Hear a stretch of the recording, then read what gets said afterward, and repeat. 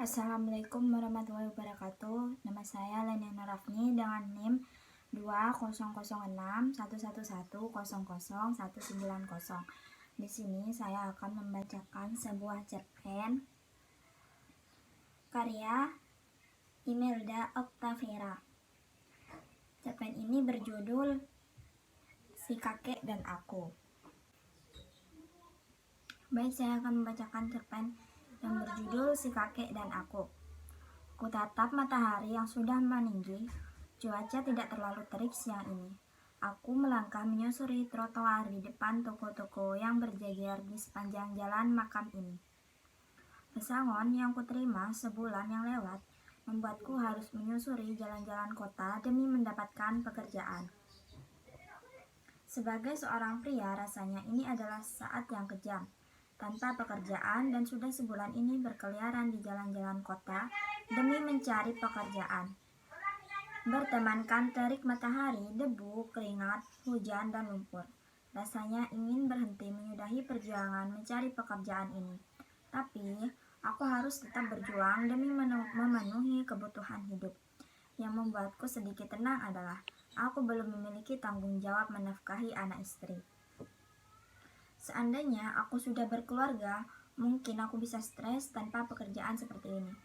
Ya, meskipun sebenarnya sekarang ini juga sudah sedikit stres karena belum mendapatkan pekerjaan.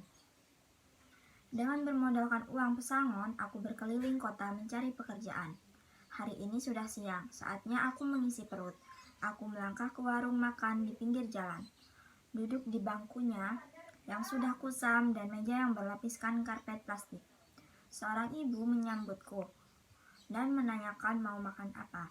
Setelah itu aku mengatakan pilihan menu makanan siangku. Si ibu langsung mempersiapkannya.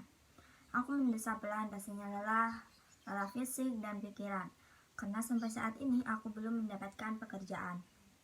Sambil menunggu makan siangku, aku melihat sekelilingku. Warung ini cukup ramai. Warung ini cukup nyaman meski telah usang, tapi keramahan pemiliknya membuat orang tertarik untuk mampir ke warung ini. Seorang pria lewat di depan warung dan gerobak dorongnya. Ia seorang pria tua. Lalu dia berhenti tak jauh dari warung tempat duduk. Dia berteduh di bawah pohon di sisi warung tempatku duduk sambil mengipas wajahnya. Terlihat lelah sekali. Sudah setua itu, kakek ini masih bekerja keras. Kulihat si kakek mengambil sesuatu dari dalam gerobaknya, yaitu sekantong plastik. Sepertinya minuman dan sebungkus makanan. Kuperhatikan kakek itu, dia membuka bungkusan daun itu. Terlihat nasi putih di dalam daun itu, tapi kelihatannya hanya nasi putih tanpa lauk. "Nih makanannya, Dek," si ibu pemilik warung mengagetkanku. Si ibu meletakkan sepiring nasi dan segelas air minum di depanku. Iya Bu," jawabku sambil melihat ke ibu itu. Lalu kemudian kembali melihat ke arah kakek itu. Si kakek makan hanya dengan nasi putih tanpa lauk. Pikirku heran. "Kenapa Dek kok liatin kakek itu terus?" tanya si ibu, yang ternyata masih ada di dekatku. Iya Bu, itu kakek makan hanya dengan nasi putih," ucapku heran lalu melihat si ibu. Iya, sudah biasa. Kalau lagi nggak ada barang yang dia dapat, biasanya besoknya dia hanya makan nasi putih saja sebagai makan siangnya.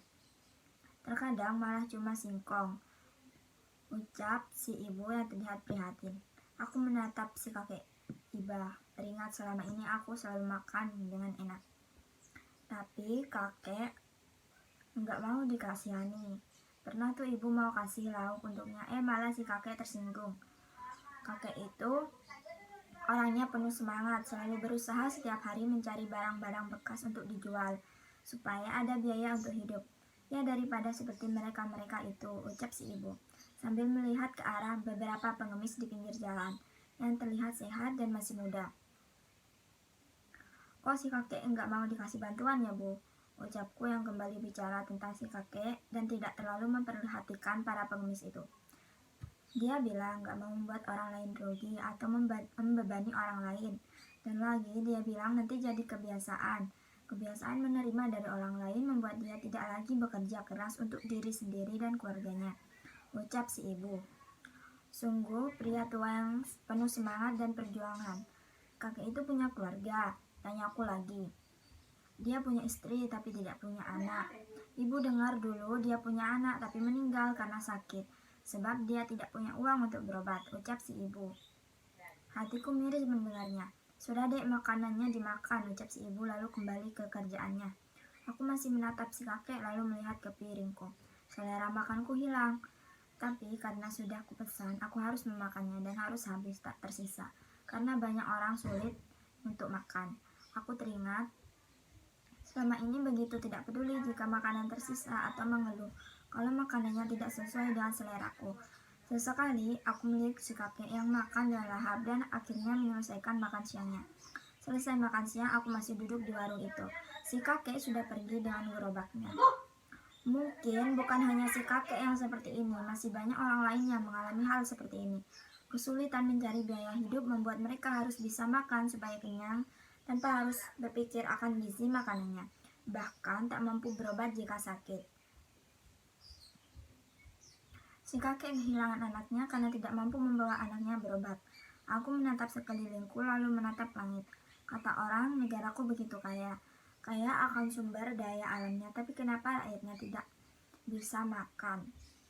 Dan makan pun sulit. Pertanyaan yang sulit untuk kujawab, meskipun akan banyak alasan dan jawaban untuk pertanyaan itu. Di usia yang lanjut, si kakek enggak berputus asa untuk tetap mencari nafkah dan meski lelah tadi, aku enggak melihat dia lesu. Dia tetap semangat mendorong gerobaknya. Ya, ini pun pelajaran bagiku untuk tetap semangat dalam mencari pekerjaan. Bukankah aku masih muda dan sudah seharusnya aku lebih bersemangat dari kakek tadi? Meski sulit untuk mendapatkan pekerjaan, ini adalah sebuah perjuangan dalam hidupku. Dan sudah seharusnya aku bersyukur karena sampai saat ini aku masih bisa hidup dengan berkecukupan dan harus menghargai apa yang ada padaku. Sekian cerpen yang saya bacakan, yang lebihnya saya mohon maaf. Wassalamualaikum warahmatullahi wabarakatuh.